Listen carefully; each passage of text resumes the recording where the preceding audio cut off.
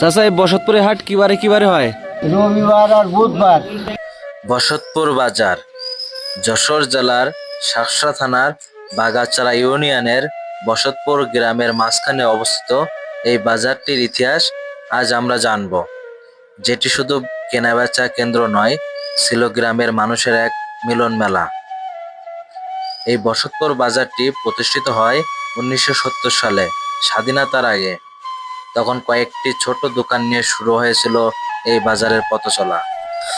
তবে এই বাজার প্রতিষ্ঠার পেছনে ছিলেন এক মহৎ মানুষ, জনাব আলী হোসেন হাজী। তিনি নিজের জমি দান করে বাজারটির জন্য জায়গা তৈরি করে দিয়েছিলেন। তার হাত ধরেই মূলত গড়ে ওঠে বসতপুর বাজারের প্রথম কাঠামো। সে সময় আশেপাশের গ্রামের মানুষজন এখানে এসে হাট করতেন। কৃষকরা তারা ফসল বিক্রি করতেন, শ্রমিকরা কাজের মজুরি হিসাব নিকাশ করতেন।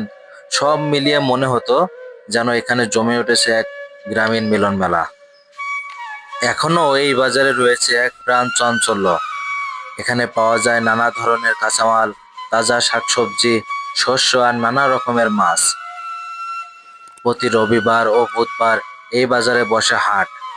দূর দূরান্ত থেকে মানুষ আসে, কেউ বিক্রি করতে, কেউ কিনতে, আবার কেউ আসে বিভিন্ন মানুষের সাথে দেখা করতে বা বিভিন্ন প্রয়োজনে।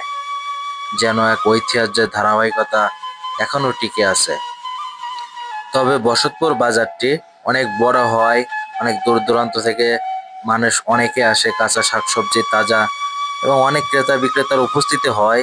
এখানে বাজারের দামটাও কিন্তু অনেকটাই কম থাকে। তো সব মিলিয়ে বলা যায় বসতপুর বাজার একটি ইতিহাস, একটি স্মৃতি, যা আজও গ্রামের মানুষের জীবন আর হৃদয়ের সাথে মিশে আছে। তো ভিডিওটি কেমন হয়েছে জানাবেন। ভালো লাগলে অবশ্যই একটি লাইক শেয়ার করতে ভুলবেন না।